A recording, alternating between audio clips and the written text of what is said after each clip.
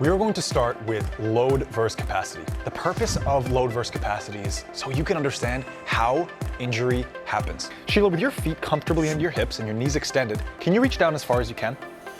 The athlete's hierarchy of needs represents the entire way that we start to view and frame athletic injury. Palms facing forward, can you please bring your biceps to your ears? Notice I gave her a target. We are not looking for just one piece of information, taking that one piece of information and running with it.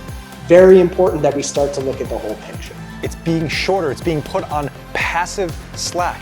It's not being stretched. But keep in mind that if somebody is getting into a sumo and they're still loading in the squat like a power lifter would to perform, not to stay balanced, it's going to be a little different. Make sure that people's shoulders are going where they should, whether it's handstand push-up, whether it is a pull-up, whether it's pressing overhead. We can stop using the word tight, and when people start using the word tight, we can understand that really all it means is I have to look into what's actually going on. Somebody who has weakness at end range needs strength at end range. Is there any pain? Are they missing range of motion? How are they going to best set up their deadlift today? Why should you throw 10 people into an RX workout where they might get hurt?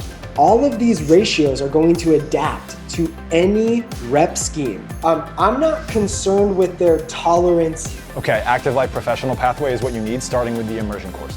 Thank you. You're welcome.